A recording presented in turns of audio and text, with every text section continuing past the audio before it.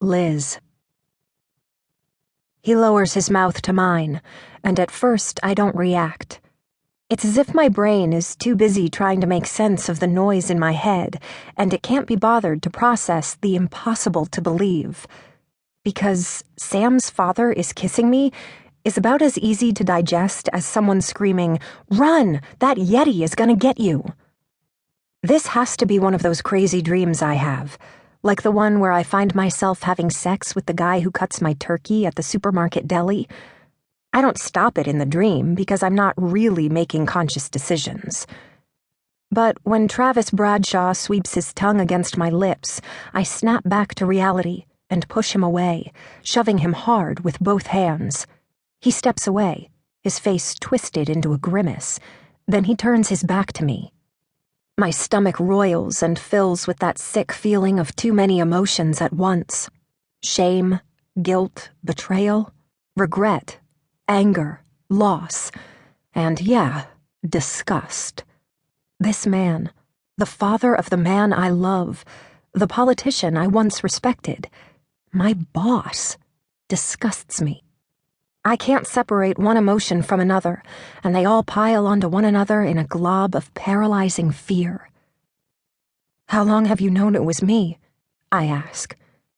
Of all the questions and angry accusations swirling through my head, I'm not sure why that's the first out of my mouth. "A while."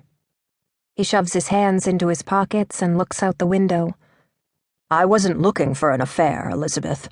I never meant for this to happen. But you and I we clicked. By the time I looked up your profile and saw who you were, I didn't know what to do." "So you, offered me a job?" The truth is a hard fist to my stomach. It was never about you thinking I had talent. You never thought I was smart enough to work your campaign. You just wanted... What did you want? What did you think would happen?" He spins back around, his face angry. "I would have given you anything. You wanted a job, so I gave you one. You wanted to feel important, so I gave you important work. You're welcome, by the way." "You should have ended it when you found out who I was. You should have told me. You should have..." "Should have what? Should have known that you would let me get you all hot and bothered, and then go fuck my son?" I throw my hand over my mouth. I'm really going to throw up. I didn't know horror could cause literal nausea. I thought that was just something people said.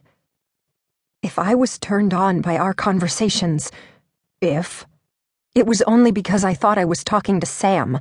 You knew this wasn't okay, and you let me... You had to have known I'd be upset when I found out. "I wanted to tell you the truth. That's why I invited you to the cabin." But he was at the hospital, waiting for his first grandchild to be delivered, and Sam showed up at the cabin instead. My stomach rolls. When I close my eyes, I see Sam looking down at me, telling me he loves me. Loved me. He couldn't love me after this. I've lost him. "You ruined everything." "I've arranged for you to have a position as a staffer on Christine's campaign. In exchange for your promise to never speak of this, I'll pay you..." "Pay me? I don't want your money." "You could destroy me." A car door slams, and I draw in a horrified breath at the sight of Sam's car out the window. "You've already destroyed me," I whisper. I should run. I should get out of here before Sam walks in. But my feet won't work, and I can't seem to peel myself away from the safety of the wall. The front door chimes merrily, only making the booming footsteps coming toward his office sound all the more ominous. "You'll take the money," Sam's father says.